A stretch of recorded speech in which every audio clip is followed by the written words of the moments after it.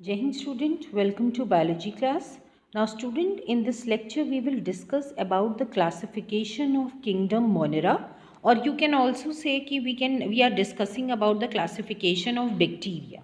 Now the kingdom Monera is classified into three sub-kingdoms, or you can say you can also take it in a way ki it is classified, broadly classified into two kingdoms as we have spoken earlier. The first was archibacteria and the second was eubacteria. Okay, cyanobacteria जो है that is also in some books you will find कि एक अलग से सब kingdom है that is cyanobacteria. Okay, but कुछ books में आपको मिलेगा it comes under eubacteria only. Okay, now first let's discuss about the important characteristic of archibacteria. Now archibacteria, archi means होता है primitive, मीन्स जो सबसे पहले इवॉल्व हुए थे. So they are the most ancient bacteria which are found in the most extreme habitat. बिल्कुल extreme habitat जहाँ पे मीन्स नॉर्मल पर्सन जो है सर्वाइव नहीं कर सकता है, तो ऐसे हैबिटेट्स में ये प्रेजेंट होते हैं. सच एज सॉल्टी एरिया की अगर हम बात करें, जिसको हम ऐसे बैक्टीरियाज को क्या कहा जाता है, halophiles. The one which are found in hot springs they are known as thermo acidophiles, and the one which are found in marshy areas they are known as methanogens. Okay, now the structure of the cell wall is different from that of other bacteria. Okay, because that's why they are kept under the different sub kingdom. Okay, because the true bacteria they come under eubacteria only. Okay, इसमें जो है आपका जो archaebacteria, they are not the true bacteria. क्यों?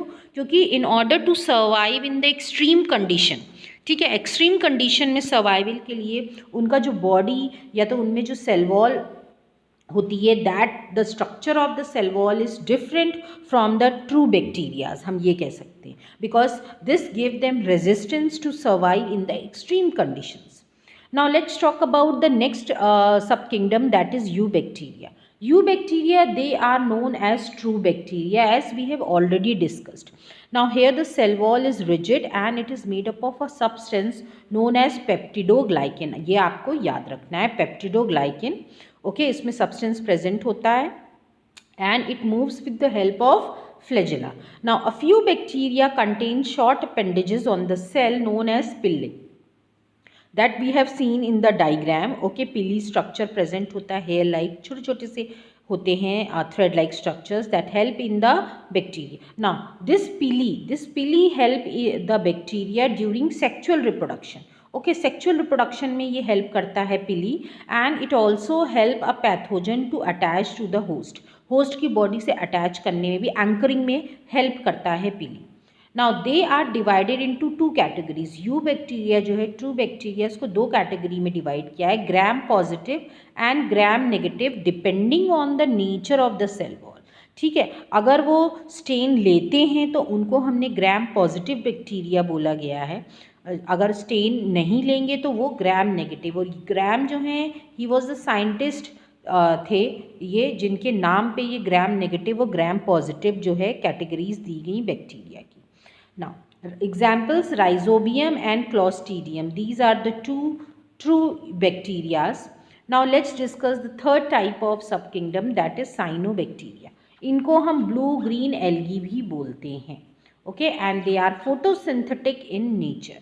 They contain chlorophyll, carotenoids and phycobilins. ये pigments हैं जो कि इनमें present होते हैं.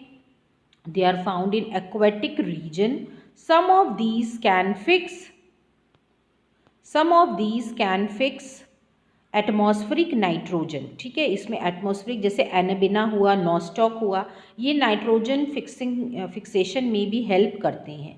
Nostoc, Anabaena, Spirulina, they are the some cyanobacterians, examples of some cyanobacteria.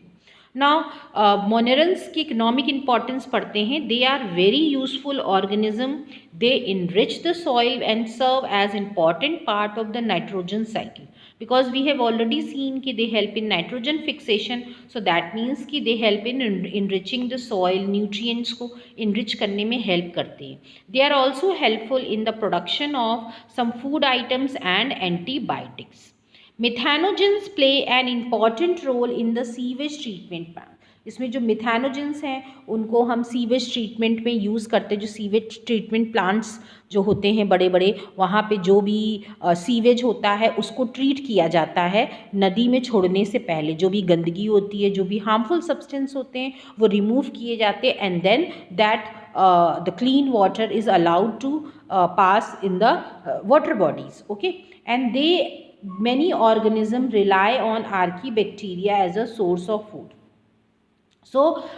बहुत सारे जो ऑर्गेनिज्म है, इसके हायर ऑर्गेनिज्म हम बात करें जो कि हम आगे पढ़ेंगे, they depend on archaebacteria for the food वो उन्हीं से ऑब्टेन करते हैं।